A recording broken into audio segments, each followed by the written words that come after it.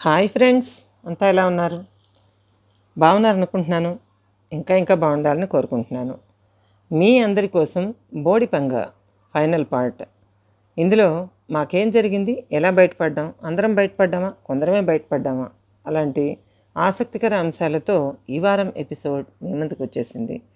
ఈ ప్రత్యక్షరం పరమసత్యమైన ఈ నిజమైన యథార్థ సంఘటనని మీరు కూడా చిల్స్ ఫీల్ అయ్యి దీన్ని లైక్ చేస్తారని, తప్పకుండా మన ఛానల్ని ముందుకు తీసుకెళ్తారని, ప్రతి ఒక్క లైక్తో, షేర్తో, కామెంట్స్తో మరింత మన స్టోరీని ఎక్కువ మందికి రీచ్ చేస్తారని అనుకుంటున్నానండి.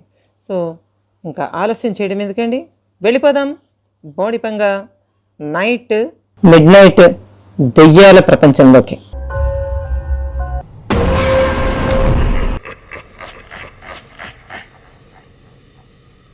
అప్పుడు ఏం జరిగింది, ఎలా జరిగింది, నేను ఎలాగా తట్టుకుని బయటకు రావాలి అన్నది ఆలోచించుకునే లోపే చిన్నగా సూది చినుకులు పడడం అయితే స్టార్ట్ అయిందండి.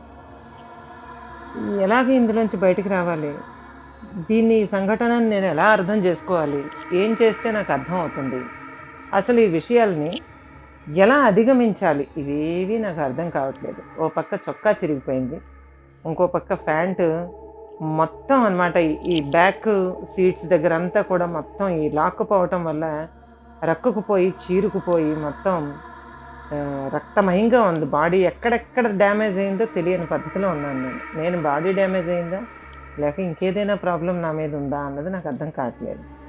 అట్లా నిమిషాలు అనలేం కానీ సెకండ్స్ భారంగా గడుస్తున్నాయి. ఒక్క 2 నిమిషాల తర్వాత చేతిలో గట్టిగా పట్టుకున్న క్రిస్టల్ని ఇంకా అదిం పట్టుకొని మా వాళ్ళ పేర్లు ఏవైతే ఉన్నాయో వాళ్ళ పేర్లు, మా టీంలో వాళ్ళ పేర్లు ఒక్కొక్కటి కొన్నిసార్లు మనసులో అనుకొని నేను వాళ్ళకి కమ్యూనికేట్ చేసే ప్రయత్నాన్ని మొదలుపెట్టానండి. అక్కడి నుంచి అదొక్కటే నేను చేసినటువంటి బుర్ర ఉన్న పని. ఎందుకంటే అప్పుడు నా బుద్ధి కరెక్ట్గా పనిచేయడం మొదలెట్టింది. వాళ్ళందరూ కూడా నాతో పాటు అందులో 3 టెలిపతిక్ లింక్ ఉన్నవాళ్ళు ఉన్నారండి. వాళ్ళకి నేను ఖచ్చితంగా కమ్యూనికేట్ చెయ్యాలి, వాళ్ళు ప్రాణాలతో ఉంటే నాకు తిరిగి రిప్లై ఇస్తారు, లేదా అట్లీస్ట్ వాళ్ళ ఆత్మైనా వెంటనే కనపడుతుంది. అందుకని ఆలోచన చేసుకుని ఆ సర్కిల్లోనే కూర్చొని ఫస్ట్ మా తమ్ముడిని పిలిచానండి. గోపాల్ అంటూ ఉంటాను కదా, మీకు గుర్తుండే ఉంటుంది. అతన్ని పిలిచాను. గోపాల్ అని ఒక 4-5 సార్లు మనసులో అనుకొని అతడి వేవ్ లెంగ్త్కి నా వేవ్ లెంగ్త్ని అనుసంధించే ప్రయత్నం చేశాను. అనుసంధించిన తర్వాత అవతల నుంచి నాకు వచ్చిన క్వశ్చన్ ఏంటంటే, ఎక్కడున్నావు అక్క? ఓ, హీ సేఫ్, అయితే నువ్వు ఉన్న చోటే ఉండు, ఇంచు కూడా కదలకు, అంతే కమ్యూనికేషన్. అంతకు మించి కథలు చెప్పలేము. అది అయిపోయిన తర్వాత ఒక్కొక్కళ్ళని, నాతో కమ్యూనికేట్ చేయగలిగిన వాళ్ళని అలాగే ట్రై చేస్తే వాళ్ళ సమాధానాలు అందినాయి. మిగతా 2 సంగతి తెలియదు. ఏం జరిగిందా అని నరాలు పగిలిపోయే టెన్షన్ ఒక పక్క, నేను ఎందుకు లేవలేకపోతున్నానో అర్థం చేసుకోవడానికి ప్రయత్నించే టెన్షన్ ఇంకో పక్క. అసలు అది పిశాచమా, భూతమా, దెయ్యమా, లేకపోతే ఇంకేదైనా రక్త పిశాచా, లేకపోతే ఏమిటయింది అది అని తెలుసుకోవడానికి చాలా చాలా కష్టపడాల్సి వచ్చింది నాకైతే. నా నాలెడ్జ్కి బియాండ్ లెవెల్స్లో ఉందా, లేకపోతే నేను వెళ్ళలేకపోతున్నానా, నాకు నేనే సర్కిల్స్ వేసుకుని నన్ను నేనే ఒక గిరిలో నాకు నేనే ఒక తాడుతో చుట్టుకున్నానా, అసలు ఏమైంది నాకు అని కూల్గా ఆలోచించుకుంటూ అక్కడ ఎవరున్నా ఎవరు పడిపోయినా ఇప్పుడు నేను చేయగలిగింది ఏమీ లేదు, వాళ్ళని ఎలాగైనా కాపాడాలి, అది మాత్రం ఒక్కటే ఉంది. సరే ఏం చెయ్యాలి అని ఆలోచిస్తూ కూర్చున్న దాన్ని నెమ్మదిగా గురుస్మరణ చేయడం మొదలుపెట్టాను. గురుస్మరణ చేస్తూ కొంచెం సేపు గురుపాదుక స్మరించుకున్న తర్వాత, ప్రేయర్ చేసుకుని గురు శక్తిని ఇన్వోకేట్ చేసుకున్న తర్వాత, పంచభూతాలలోనూ నాకు ఏదైతే అందుబాటులో ఉండగలిగే పంచభూతాలలో మహాభూతం ఏదైతే ఉంటుందో, గాలి, నేల, నీరు, నింగి, నిప్పు ఇవన్నీ ఉన్నాయి కదండి, వాటిల్లో అప్పుడు ప్రస్తుతం నన్ను ఇబ్బంది పెడుతున్నది గాలి, చినుకులు. కాబట్టి గాలి, నీరు ఈ రెండింటికి సంబంధించినటువంటి బీజాక్షరాలని లోపల మనస్సులో ధ్యానం చేసుకుంటూ వాటి పవర్ అంటే వాటి శక్తిని నా పట్ల తగ్గించుకోవలసిందిగా రిక్వెస్ట్ మీద రిక్వెస్ట్ చేస్తూ ఒక 10 నిమిషాల పాటు తదేక ధ్యానంలో మునిగిపోయి ఉన్నా. అదే సుఖాసనం అనమాట. ఒక కాలు జాపుకొని ఒక కాలు మడతేసుకొని ఉన్నాను. చిరిగిపోయిన బట్టలతో ఉన్నాను. ఎక్కడెక్కడ దెబ్బలు తగిలాయో నాకే తెలియని పరిస్థితిలో ఉన్నాను. అలాగ ఒక 10 నిమిషాలు గడిచిన తర్వాత గాలి వేగం కొంచెం తగ్గింది. అలాగే చినుకులు పడటం కూడా కొద్దిగా ఆగలేదు. Just force తగ్గిందనమాట. ఫోర్స్ తగ్గితే ప్రకృతి సహకరిస్తోంది కాబట్టి ఓకే, బాగానే ఉంది. మనం ఇంకా ఏం చేయాలి నెక్స్ట్? అప్పుడు ఏ తంత్ర విద్యను ఉపయోగించి ఇందులోంచి బయటికి రావాలి అని ఆలోచించుకున్నాం. అది గ్రీకా లేకపోతే ఇస్లామికా, గ్రీకా, లేకుంటే అర్బన్ సిటీస్లో ఉపయోగించేటటువంటి క్రిస్టియన్ కల్టా, లేకపోతే మన భారతీయ మంత్రశాస్త్రానికి సంబంధించిందా, నేను నేర్చుకున్న కాళీ తంత్రాన్ని ఉపయోగించాలా, ఏం చేయాలి అని ఆలోచించుకొని సరే మొట్టమొదట చూద్దాం, నాకు అంతు పట్టకపోతే అప్పుడు మిగతా విషయాలు ఆలోచిద్దాం అని చెప్పి మనసులో కాళీ బీజాన్ని స్మరించడం మొదలుపెట్టాను. తర్వాత చండీ కాళీ సంపుటి చేసి అలా కంటిన్యూస్గా జపించడం మొదలుపెట్టాను. జపించిన తర్వాత ఆ ఎముకలు కొరికేస్తున్నటువంటి చలి ఫీలింగ్ కొంచెం తగ్గింది. అయితే అలా ధ్యానించుకుంటూ ఉంటున్నానండి. కొంతసేపు ధ్యానించుకున్న తర్వాత ఆ చల్లదనం తగ్గిపోయి కాస్త వెచ్చగా అనిపిస్తుంటే అయితే మన లెక్క పనిచేస్తుంది, ఇది మనకి లొంగుతుంది. అది నాకు అర్థమైన విషయం. అప్పుడు అక్కడున్న మట్టిని చేతిలోకి తీసుకుని కొంత పరిహారం చేసిన తర్వాత ఆ మట్టిని కింద విడిచిపెట్టి ఆ చేతులకి రాసుకొని దాంతో మొత్తం నా తల మీద నుంచి, గాయాల మీద నుంచి మొత్తం శరీరం అంతా కూడా చేతులను అలా పాస్ చేస్తూ అలా అలా అలా అలా తడుముతూ నాకు నేను హీల్ చేసుకునే ప్రక్రియ మొదలుపెట్టి చీకటి కదండి, ఒక పక్క భయంకరమైన చీకటి. యూ కెన్ ఇమాజిన్ ఎంత భయంకరంగా ఉంటుందో ఆ చీకటిలో ఏమీ కనిపించదు. ఏం పురుగులు వస్తున్నాయో, నాకు ఎక్కడెక్కడ దెబ్బలు తగిలినాయో, ఏమైపోయానో కూడా నాకు తెలియదు. నేను కన్ఫ్యూజన్లో ఉన్నానా, నా ఆత్మ అప్పటికే నా శరీరాన్ని విడిచిపెట్టి నేను పోయానో కూడా నాకు అర్థం కాలేదు. అలాంటి నొప్పులు, అలాంటి బాధలో ఉన్నాను నేను. అటువంటి పరిస్థితుల్లో శరీరాన్ని కొంచెం తడుముకునే పరిస్థితి ఏర్పడింది. నాకు కొద్దిగా తడుముకునే పరిస్థితి ఏర్పడింది. ఇందాక చెయ్యి కూడా కదలలేనిది ఇప్పుడు కొద్దిగా స్వాధీనంలోకి రావడం మొదలుపెట్టింది. అప్పుడు నాకు ఇంకోత్సాహం వచ్చేసింది. ఇంక ఈ శక్తి నన్ను ఇంతకంటే ఏం చేయలేదు. Maximum damage done. ఇంతకన్నా ఏం చేయలేదు. ఏం చేయాలి? సరే, నేను ఇప్పుడు ఏం చేయాలో నిర్ణయించుకుని వెంటనే మొదలుపెట్టానండి. మొదలుపెట్టి ఇంక అక్కడి నుంచి నెమ్మదిగా లేచే ప్రయత్నం చేశాను. బై ఆల్ మీన్స్ నా ప్రయత్నం నేనైతే చేయాలి కాబట్టి నేను ఎంతవరకు చేయగలనో అంతవరకు చేయాలి. ఆఖరి ఊపిరి ఆగిపోయేంత వరకు పోరాడుతూనే ఉండాలి. అది లైఫ్లోనైనా, యుద్ధంలోనైనా, మనం ఇరుక్కున్న పరిస్థితులతోనైనా అలాగే ముందుకు వెళ్తూ ఉండాలి తప్ప ఆగిపోకూడదు. ఆగిపోతే అది మరణం కింద లెక్క. సో అక్కడ అలాగా చేసుకుంటూ ఒక 5-10 నిమిషాలు గడిచిందో లేదో నాకు ఎక్కడికక్కడ నడుము జాయింట్లన్నీ బాగున్నట్టు అనిపించింది. నాకు అంటే విరగలేదు. ఈడ్చుకుపోవడం వల్ల చర్మం కొట్టుకుపోయి లోతుగా తెగిపోయి చర్మం వేలాడుతోంది. ఎక్కడ ఈ బ్యాక్ సీట్ల దగ్గర, ఈ పిర్రల దగ్గర వేలాడుతోంది చర్మం, నడుము దగ్గర వేలాడుతోంది. మళ్ళాను ఈ మోచేతుల దగ్గర కప్స్ మడిచి వేసుకున్నాను కదా, అక్కడ వేలాడుతోంది. ఈ హ్యాండ్ కప్స్ దగ్గర కూడా ఇక్కడ మోచేతుల దగ్గర, ఎల్బోస్ దగ్గర వేలాడుతోంది. సో తీవ్రంగా గాయాల పాలయ్యాను నేను. అంతే, ఇంకంతకుమించి ఏమైపోలేదుగా. సో ఏం చెయ్యాలో చూద్దాం అనుకుని బాగా ఆలోచించుకొని అక్కడ కూర్చొని 2 కాళ్ళు స్వాధీనంలోకి తెచ్చుకున్న తర్వాత ఓకే, ఇదంతా బాగానే ఉంది, అంతా కూడా బాగుంది, నేను టెన్షన్ పడాల్సిన అవసరం అయితే లేదు, నేను నెమ్మదిగా చూసి ఏం చెయ్యాలో చేస్తాను అని అనుకొని అప్పుడు 2 కాళ్ళు మడత వేసుకొని కూర్చొని నాకు తెలిసినటువంటి ఒక కల్ట్ ప్రారంభం చేశాను నేను చేయడానికి. ప్రారంభం చేసి ఎట్లాగైనా సరే ఇందులో నుంచి నేను బయటపడాలి, నా వాళ్ళని తీసుకుని నేను ఇక్కడి నుంచి వెళ్ళిపోవాలి, అసలు అది ఏమిటో తెలుసుకోవాలి. అదేమిటో తెలుసుకోవాలి, అది పిశాచమా లేకపోతే ఇంకేదన్నానా తెలుసుకోవాలి. ఇలా ఆలోచించుకుని ఆ పరిహారం అంటే కల్ట్ ప్రారంభం చేశాను, జపించడం మొదలుపెట్టాను. నేను నేర్చిన కల్ట్స్ ఏవి కూడాను క్షుద్రతంత్రాలు కావు. అవతలి వాళ్ళు చేసే క్షుద్రతంత్రాలని, మన మీద పడేటటువంటి నెగటివ్ శక్తుల్ని మాత్రమే మన మీదకి రాకుండాను, వస్తే మన ప్రాణానికి ఇబ్బంది లేకుండాను, మనం సమస్యల్లో పడిపోకుండాను కాపాడుకోవడానికి ఇతరుల్ని కాపాడగలిగేవి నేను నేర్చుకున్నవన్నీ. అంతే. అట్లాగా వెళ్తూ ఉన్నా అండి. అది చేసుకుంటుంటే కొంతసేపు అయిన తర్వాత కొద్దిగా మేఘాలు తొలగి చాటు తొలగిందనమాట. తొలగి కొద్దిగా నక్షత్రాల కాంతి పడ్డం మొదలైంది. అంటే చినుకులు పూర్తిగా స్టాప్ అయిపోయాయి. ఆ నక్షత్రాల కాంతిలో చూసుకున్నాను. చాలా చిన్న కాంతి, గుడ్డి వెలుగు అంటాం చూడండి, అలాంటి గుడ్డి వెలుగు చూసుకుని నాకేం కనిపించట్లేదు. నా తెల్లగా చెయ్యి కనబడుతున్నది తప్ప నీకేం కనపడట్లేదు. సరే, అంతా బాగానే ఉంది. ఇంకా కంటిన్యూ చేస్తూ ఉంటే కొంచెం సేపు అయిన తర్వాత సాధారణ వాతావరణ పరిస్థితి నెలకొన్న తర్వాత సరే, దాని దుష్ట పిశాచ శక్తి కాస్త తెరమరుగైంది అనుకున్నాను. మెల్లిగా లేచి నిలబడడానికి నాకు 5 నిమిషాలు పట్టింది.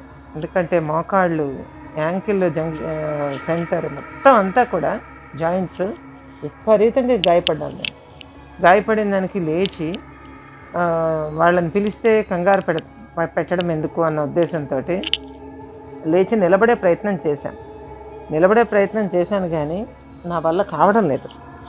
ఏం జరిగితే అదే జరిగింది అన్న ఉద్దేశంతో చాలా భద్రంగా ఆలోచించుకొని, సరే ఇంట్లో ఉన్నాను కాబట్టి చెప్పులు ఉంటే షూ ఉంటే కనుక కొంత ప్రొటెక్ట్ అయ్యి ఉండేది. కానీ షూ లేకపోవడం, అక్కడ ఇసుకలో అంటే ఆ మట్టిలో ఉన్నటువంటి ఏవో చిన్న చిన్న పురుగులు అంటూ కొరుకుతున్నాయి కాళ్ళని. ఇంకెక్కువసేపు అక్కడ ఉండలేను, నానిపోతున్నాను, వెళ్ళిపోవాలి. లేవాలి అంటే నాకు నెమ్మదిగా సహకరించి లేచి నిలబడ్డాను. మళ్ళా నా కాళ్ళ మీద నేను నిలబడేలా చేసినందుకు దేవుడికి, ఆ తర్వాత నా గురువుకి, నా తల్లిదండ్రులకి కృతజ్ఞతలు చెప్పుకొని మనసులో అక్కడి నుంచి చుట్టూ చూస్తే మొత్తం పరిస్థితి అవగాహనకు వచ్చిన తర్వాత ఇప్పుడు నేను ఇక్కడి నుంచి కదలొచ్చా అని నా అంతరాత్మని అడిగి, కదలొచ్చు అని నాకు సమాధానం వచ్చిన తర్వాత ముందుకు నడిచిన తర్వాత అక్కడ అలాగా మెల్లిమెల్లిగా తడుముకుంటూ ఏ దారి గుండా అది నన్ను ఈడ్చుకుంటూ వచ్చిందో మళ్ళీ అదే దారి గుండా వెనక్కి వెళ్ళే ప్రయత్నం చేశాను ఆ చిట్ట చీకట్లో. అక్కడ నాకు గుర్తుకొచ్చిన విషయం, అంతకు మునుపు టార్చ్ లైట్లు కింద పడి ఉంటే అవి అక్కడ ఉండాలి కదా, వెలుగుతూనే ఉండాలి. టార్చ్ లైట్లు ఆన్ అయి ఉన్నాయి కాబట్టి ఎక్కడా ఏమీ లేదు. సరే కదా అని నెమ్మదిగా తడుముకుంటూ ఎటు వెళ్ళిపోతానో మళ్ళీ ఆ చీకట్లో. అదేమన్నా తారు రోడ్డా ఏంటి నేరుగా రావడానికి? ఇంకా లోపలికి మరో సైడ్కి వెళ్ళిపోతే ఇంక నన్ను ఎవడు పట్టుకోలేడు. అక్కడ నేను స్పృహ తెప్పుకోవడం ఖాయం, ఎందుకంటే నాకు ఓపిక కూడా నశిస్తోంది. సరే, ఎందుకైనా మంచిదని చెప్పి నెమ్మది గొంతుతోని ఒక్కొక్కరిని పేరు పెట్టి పిలవడం మొదలుపెట్టాను. 1 కిలోమీటర్ దూరం ఈడ్చుకుపోయింది కదా, వెనక్కి వస్తూ ఒక్కొక్కడిని పిలవడం మొదలుపెట్టాను. మీరు పలకండి తప్ప రావద్దు, ఉన్న చోటే ఉండండి. మీరు క్షేమమా, ఎలా ఉన్నారు, బతికున్నారా లేదా అని అడుగుతుంటే ఒక్కొక్కళ్ళ దగ్గర నుంచి ఎస్ వస్తున్నాయి. ఓకే, బాగానే ఉంది. ఎక్కడున్నారు మీరు అంటే మరి సమాధానం లేదు. సరే, పరీక్ష కొనసాగుతోంది. ఇంకా ముందుకొచ్చిన తర్వాత ఇంకా లాభం లేదు, ఏదైతే అదే అవుతుందని గుడిసెలు కనిపించడానికి వాళ్ళేమీ అక్కడేమీ ఇది పెట్టరండి. వాళ్ళు చిన్న లైట్లు ఏమి ఉండవు, అక్కడ కరెంటే లేదు. అక్కడ చిన్న దీపం బుడ్డి ఉంటుంది, అది కూడా గుడిసెలో ఉంటుంది. ఆ మూసేసిన తలుపుల్లో ఏం కనపడుతుంది? కొంచెం తర్వాత నాకు కొంచెం బయలు ప్రదేశంలాగా కనిపించిందండి. అంటే కొంత మైదానంలాగా కనపడింది. మైదానంలాగా దూరం నుంచి అంత ఉందంటే అదే బహుశా ఆ గుడిసెలు ఉన్న ఏరియా అయ్యి ఉంటుంది, ఎందుకంటే చెట్లలో కట్టుకోరు కదా ఎవరన్నా. సో అదే అయ్యి ఉంటుంది, అటువైపు వెళ్దామని చెప్పి నెమ్మదిగా ఒక కర్రతో తడుముకుంటూ నెమ్మదిగా నడుస్తూ ఉంటే రకరకాల ముళ్ళులు, రకరకాల రాళ్ళు అలాంటివన్నీ కూడా బేర్ ఫీట్కి, ఖాళీగా ఉన్న పాదానికి గుచ్చుకుంటూ విపరీతమైన బాధ పెడుతున్నాయి. అయినా కూడా అక్కడ పడిపోతే ఆ పిశాచ ఏదో మొత్తం మీద నెగిటివ్ ఫోర్స్ మళ్ళీ నన్ను ఆవహించవచ్చు, అంటే నన్ను పట్టుకుపోవచ్చు అన్న ఉద్దేశంతో మొండి ధైర్యం తెచ్చుకొని చావు తెగింపు తెచ్చుకొని నెమ్మదిగా అడుగులు వేస్తూ ఆ మైదానం వైపుకు వెళ్ళడం మొదలుపెట్టాను. మొదలు పెడితే కొంచెం ఒక అర్ధగంట పట్టింది నాకు ఆ మాత్రం దూరం. అలా నెమ్మదిగా ఇసుక పర్రలాగా ఉంటే ఆ ఇసుక పర్ర దాని దగ్గరికి వచ్చానన్నమాట. అక్కడి నుంచి అది రోడ్డు, మట్టి రోడ్డు. అక్కడికి వచ్చాను. అక్కడ కింద కూర్చుండిపోయాను. ఇంకా నడవలేక కింద కూర్చుండిపోయి కాలు ఒడిలో పెట్టుకొని అక్కడ అలాగ చీకట్లో తడుముకుంటూ ఏమన్నా గుచ్చుకున్నా ఏమో తీసేద్దామని చెప్పి చేస్తే ఒక 4-5 ముళ్ళున్న ఒక కొమ్మలాడితే గుచ్చేసింది కాలు అడుక్కి. గుచ్చేస్తే అరికాలుకి గుచ్చుకుంటే నెమ్మదిగా దాన్ని పీకాను. నాకు తెలిసి అక్కడ రక్తం కారుతుందని పీకాను. అవతలు విసిరేసి నెమ్మదిగా బాధ నాకు ఎలా అనిపించిందంటే చాలా బాధ అనిపించింది. ఏంటి నాకు ఈ పరిస్థితి, నేనేం చేశాను? నిజంగా గోస్ట్ హంటింగ్కి వెళ్ళినప్పుడు ఎప్పుడూ కూడాను వీళ్ళు ఇంతకంటే ఘోరంగా ఉన్నవి అనుభవించాం. కానీ ఏంటి అసలు ఈ ఊరు పల్లె తెలియని ఇలాంటి చోటుకు వచ్చి ప్రాణాలను రిస్క్లో పెట్టేసుకున్నామే, ఇక్కడి నుంచి రేపు కదిలి వెళ్ళడానికి కూడా అవకాశం లేదే, అసలు మా వాళ్ళు ఎంతమంది ఉన్నారో బతికారో చచ్చారో తెలియదే అని అనుకుంటూ అక్కడి నుంచి దేక్కుంటూ పాక్కుంటూ వెళ్ళడానికి నాకు అవకాశం లేదు. ఎందుకంటే అప్పటికే పూర్తిగా చర్మం తెగిపోయి వేలాడుతోంది, నేను చేయలేను. అందుకని అక్కడి నుంచి నెమ్మదిగా మళ్ళీ లేచి కాలు ఈడ్చుకుంటూ ప్రాణావశిష్టంగా, అంటే ప్రాణాలు మాత్రమే మిగిలి ఉన్నాయి శరీరంలో ఏ మూలం ఎక్కడో దగ్గర నేను బట్టలు మార్చుకుని కాస్త సౌకర్యంగా ఉంటే తప్ప మిగతా పని నేను చేయలేను. ఇంక లాభం లేదని అలా మెల్లిగా లేని ఓపిక తెచ్చుకొని నడిచొస్తూ ఉన్నాను. నడిచేస్తూ ఉంటే అక్కడికి ఒక గీత గీసినట్టు మా వాళ్ళు 5 నిలబడి ఉన్నారు అక్కడ ఆ మైదానం దగ్గర. ఒక్కసారి వాళ్ళని చూడగానే వాళ్ళ పేర్లు పెట్టి పిలుస్తూ, మీరేనా, అది మీరేనా అక్కడున్నది అంటున్నాను నేను. అంటున్నదంటే మేమే అని 6 కోరస్లాగా అరిచారండి. కానీ వాళ్ళు కాదు.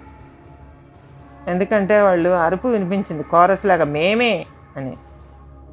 అయితే రండి కొంచెం హెల్ప్ చేయండి అన్నాను. నేను అడగాల్సిన అవసరమే లేదండి. నేను కనబడితేనే వాళ్ళు ప్రాణం లేచి వచ్చినట్టయి వాళ్ళు గబగబా వచ్చి నన్ను అటెండ్ చేస్తారు. అటువంటిది నేను వచ్చి హెల్ప్ చేయండి రా అని పిలిచాను. పిలిస్తే అందుకేగా వచ్చింది అన్నారు ఒకళ్ళు. రెండో వాళ్ళు ఒరియాలో వాళ్ళతో ఏదో మాట్లాడుతున్నారు. ఒక 4-5 మనుషులు నా గురించి ఏదో మాట్లాడేసుకుంటున్నారు. వాళ్ళు క్రీనీడలోనేమో మా వాళ్ళు లాగా ఆ షేపులు ఉన్నాయి. ఉమా, భాస్కర్ అని పిలుస్తున్నాను. పిలుస్తుంటే వాళ్ళు ఎవరు పలకరించట్లేదు, పట్టించుకోవట్లేదు. ఇప్పుడు నేను వాళ్ళని దాటి వెళ్ళాలి. ఎట్లాగా?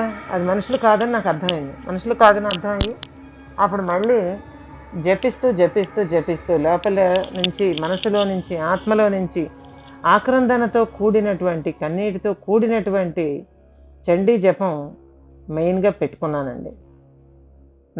చండీ నవారణ మంత్రాన్ని చదువుకుంటూ అలా కంటిన్యూస్గా జపిస్తూ చండీ తాలూకా రూప స్వభావాలను జ్ఞాపకం చేసుకుంటూ ఆ మహాచండీ తాలూకు ఆ మనోహరమైనటువంటి యుద్ధ స్వరూపాన్ని గుర్తు చేసుకుంటూ, యాదేవి సర్వభూతేషు ధైర్య స్థితి మతి గతి అన్నీ నువ్వే ఉన్నావు, ఎందుకు నన్ను కాపాడవు అని అనుకుంటూ, ఎందుకంటే చండీ సాధన చేసుకున్నాను నేను కనుక చండీ నాకు తప్పనిసరిగా హెల్ప్ చేసింది అనుకుంటూ అలా రకరకాలైనటువంటి ప్రార్థనలు చేసుకుంటూ నాకు నేనే ధైర్యం చెప్పుకుంటూ అలాగా వాళ్ళకి 2 అడుగుల దూరంలోకి వచ్చానండి.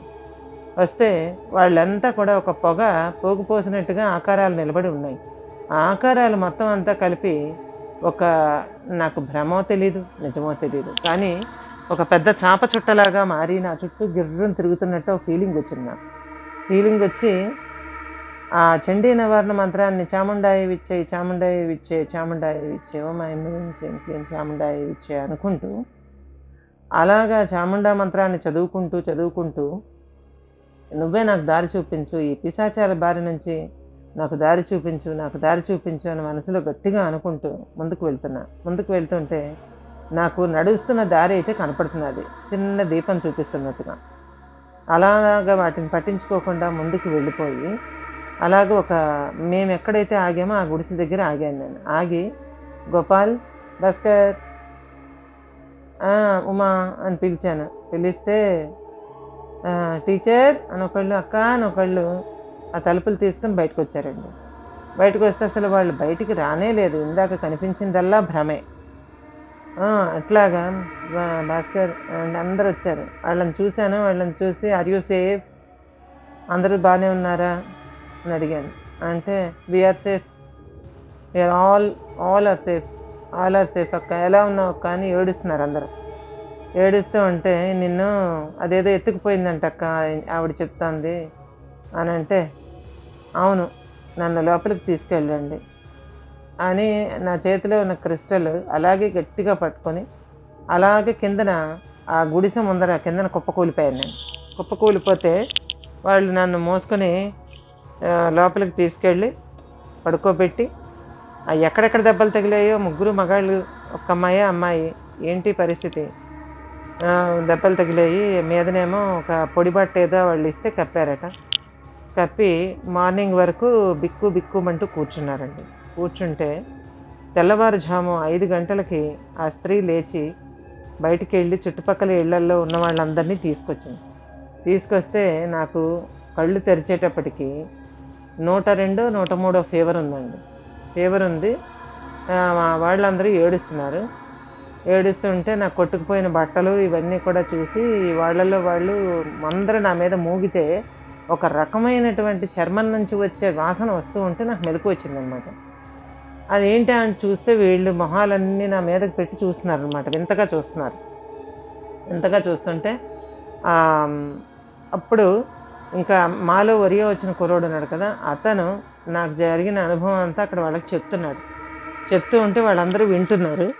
విని వెంటనే వాళ్ళల్లో ఉన్న ఒక ముసలావిడ లోపలికి వెళ్ళి కొన్ని ఆకులు, ఒక అమాందస్తా లాంటి ఒక రాయి, కొద్దిగా లోతుగా ఉన్నది ఒక బండలాంటి రాయి ఒకటి పట్టుకొచ్చి అందులో కొన్ని ఆకులు అన్నీ నూరి, ఆ నూరిన ఆకుల తాలూకా రసం ఆ చేతులతో ఇలా గట్టిగా పిండి అందులో ఇంకేదో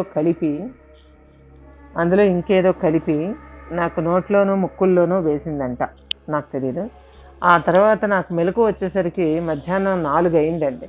4 అయ్యేటప్పటికి నాకు ఉమా బట్టలు మార్చినట్టుంది. బట్టలు మార్చి నేను నైట్ పూట వేసుకునే నైటీ లాంటిది వేస్తే అందులో వెచ్చగానే ఉన్నాను. కానీ గాయాలు విపరీతంగా ఉన్నాయన్నమాట. ప్రతి ఒక్క గాయం మీద ఒక కట్టు ఉంది. అంటే కట్టని కాదు, ఒక ముద్దలాడిది ఏదో పెట్టి ఉంది అన్ని గాయాల మీద. నాకు విపరీతమైన సలుపు అనమాట. చర్మం బిగుసుకుపోయి ఆ గాయం దగ్గర, ప్రతి ఒక్క గాయం దగ్గర చర్మం బిగుసుకుపోయి, ప్రతి ఒక్క గాయం దగ్గర నొప్పి తారాస్థాయిలో ఉన్నాయి నాకు. జ్వరం అయితే కాస్త నెమ్మదించినట్టుంది. నేను లేచిన తర్వాత మా వాళ్ళు నన్ను ఆచుకొని పట్టుకొని నా చేత వాళ్ళు ఇచ్చినటువంటి సూపులాంటి ముందు రోజు రాత్రి ఇచ్చినటువంటిది తాగించి, ఆ తర్వాత అక్కడి నుంచి ఆ రోజు డే టైంలో అక్కడికి దగ్గరలో ఉన్న మరొక పెద్ద విలేజ్కి కబురు పెట్టి అక్కడి నుంచి ఒక బండి తెప్పించి అక్కడ ఆ బండిలో నన్ను ఎక్కించి వాళ్ళు కూడా ఎక్కి వీళ్ళందరికీ కృతజ్ఞతలు చెప్పుకుని అక్కడి నుంచి నన్ను మరొక విలేజ్ తీసుకెళ్ళి ఆ విలేజ్ దగ్గర నుంచి మళ్ళీ ఒరిస్సా బార్డర్స్ వరకు మరొక బండి మాట్లాడి అందులో నన్ను చేర్చి కొద్దిగా వాళ్ళు ఇచ్చినటువంటి రసాన్ని నోట్లో పోస్తూ అలాగే జాగ్రత్తగా నన్ను హ్యాండిల్ చేస్తూ, నా చేతిలో క్రిస్టల్ మాత్రం నేను వదలలేదట ఇంత టైం అయినా కానీ. అట్లాగే నాకు 3వ రోజు ఉదయానికి బర్హంపూర్ వచ్చాం మేము. బర్హంపూర్లో మాకు అలవాటైనటువంటి ఒక చిన్న హోటల్లో రూమ్ తీసుకుని, అందరం ఉన్నాం కదా, అలవాటైన హోటల్లో రూమ్ తీసుకుని అక్కడి నుంచి ఒక హాస్పిటల్కి నన్ను తీసుకువెళ్ళి అక్కడ జాయిన్ చేసిన తర్వాత గాయాలు ఎలాగ ఎలుగుబంటి కొట్టించినట్టుకుందని వాళ్ళు అనుకుని ఆ డాక్టర్స్ రకరకాల ఇంజెక్షన్స్, రకరకాల ట్రీట్మెంట్ మొదలుపెట్టి ఒళ్ళంతా మొత్తం కట్లు. ఆ కట్లు మామూలుగా లేవండి, చాలా కట్లు. ఆ కట్లతోని బరంపురం హాస్పిటల్లో ఒక వారం రోజులు ట్రీట్మెంట్ తీసుకుని అక్కడి నుంచి మా ఇంటికి ల్యాండ్లైన్ ఉండేది. ల్యాండ్లైన్కి ఫోన్ చేసి, అప్పటికి సెల్ ఫోన్లు ఉన్నాయి కానీ మేము బాగా తక్కువ వాడేవాళ్ళం. అయితే మేము మామూలుగా అక్కడి నుంచి ఎస్టీడీ బూత్ నుంచి చేసుకుని ఫోన్ చేసి ఇంటికేమో ఈ విషయం చెప్పకుండా మరొక ఊరు వెళ్తున్నట్టుగా చెప్పేసి, వస్తాము ఒక 1 వీక్లో వస్తామని అక్క చెప్పమంది, రేపు ఎప్పుడో మాట్లాడుతుందట అక్క అని చెప్పి మా వాళ్ళకి ఇంటికి సమాచారం ఇచ్చి నేను అందులో కోలుకున్నానండి. కోలుకునే సమయంలో నేను తెలుసుకున్న విషయం. ఇప్పుడు ఇది ఫైనల్ ట్విస్ట్ అనమాట. అయితే వాళ్ళని అడిగాను నేను, "ఏమైందిరా నాకు అసలు వాళ్ళనేం అడిగావు? అది ఏంటది? వాళ్ళు కట్టిన ఈ తాళ్ళేంటి? ఎందుకు ఇలా కట్టారు?" అని అంటే, "లేదక్క అవేం తీయొద్దు. అవి వచ్చి ఆంధ్ర వెళ్ళిపోయి మన ఇంటికి వెళ్ళే వరకు ఉంచమన్నారు. ఆ ఉంచి ఆ తర్వాత తీసి పడేసేయమన్నారు. తీసి దిగదూడిచి పడేయమన్నారు" అని చెప్పారు వాళ్ళు. వాళ్ళకి కూడాను జ్వరాలు ఇవి ఉన్నాయి. అయినా గానీ నాకు సర్వీస్ చేస్తున్నారు పాపం. చేస్తున్నారు. మా తమ్ముడు కూడా చేస్తున్నాడు. ఉమా చేస్తుంది. అందరూ చేస్తున్నారు. ఇంతకీ ఏం జరిగింది? అసలు ఆ రాత్రి వచ్చింది ఏమిటి? వాళ్ళు దేంతో బాధపడుతున్నారు అనంటే, అప్పుడు చెప్పారండి. ఆ చెప్పిన విషయం విని నేను నిట్రాటలాగా బిగుసుకుపోయాననమాట మరి. నిజంగానే అటువంటిదొకటి ఇంకా ఈ రోజుల్లో కూడా ఉంటుందని నేను అనుకోలేదు. అటువంటి దానికి అలాంటి పవర్స్ ఉంటాయని కూడా నాకు తెలీదు. అసలు అటువంటి దుష్ట శక్తుల్ని ఊరు భరిస్తోందని కూడా నాకు తెలీదు. అనేక రకాల కారణాల చేత వాళ్ళు రిమోట్‌గా అలా ఉండిపోయారని కూడా నాకు తెలీదు.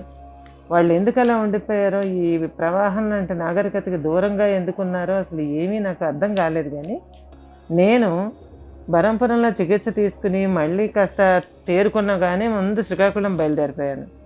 బయలుదేరిపోయి అందరం కలిసి ఒక కారు మాట్లాడుకుని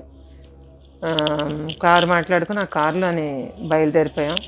మరో కారులోనేమో లగేజ్ అంతా పెట్టేసి 2 కార్లు సెట్ చేసుకున్నాం అనమాట. లగేజ్తో ఒకడు మాతో అలా సెట్ చేసుకున్నాం. అలాగా ఇల్లు చేరుకున్నామండి. ఇల్లు చేరుకున్న తర్వాత నాకు ఇంటికి రాగానే ఆ తాళ్ళు అవి తీసేసి పడేసి ఇంటికి వచ్చిన తర్వాత నాకు 1000 ఏనుగుల బలం వచ్చింది మా నాన్నగారిని చూడగానే.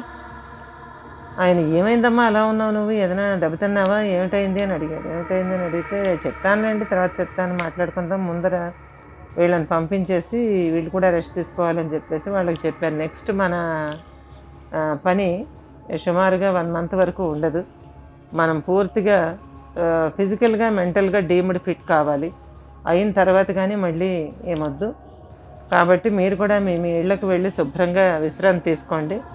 ఎవ్రీ సాటర్డే మనం కలుద్దాం అని చెప్పి వాళ్ళతో ప్రోగ్రామ్ పెట్టుకుని ఫిక్స్ చేసుకుని వాళ్ళని వాళ్ళని అక్కడ పంపించేసి, వాళ్ళ ఇంట్లో వాళ్ళందరికీ ఫోన్లు చేసి చెప్పేసి, "ఇదిగో మీ వాళ్ళు వచ్చేసారు, హ్యాపీ కదా" అంటే హ్యాపీ అని అనిపించుకుని అంతా అయిపోయిన తర్వాత అప్పుడు మా ఇంట్లో ఒక రోజంతా రెస్ట్ తీసుకున్న తర్వాత అప్పుడు సస్పెన్స్ని ఛేదించి మొత్తం అంతా మా ఇంట్లో వాళ్ళకి చెప్పానండి. అంటే నేను పడిన నరకం మినహా మిగతా అంతా చెప్పాను. మిగతా అంతా చెప్తే మా నాన్నగారు, "ఎందుకమ్మా ఇంత రిస్క్ తీసుకోవటం?" అంటే మేము అలా ఊహించలేదండి. నిజంగా ఘోస్ట్ హంటింగ్‌కి వెళ్ళినప్పుడు ఎప్పుడు మాకు ఇంత దారుణంగా నేను దెబ్బతినలేదు. కానీ ఇక్కడ మాత్రం నేను ఊహించలేదు. అన్‌ఎక్స్‌పెక్టెడ్ వేస్‌లో దాడి జరిగినప్పుడు మనం ఏమీ చేయలేము.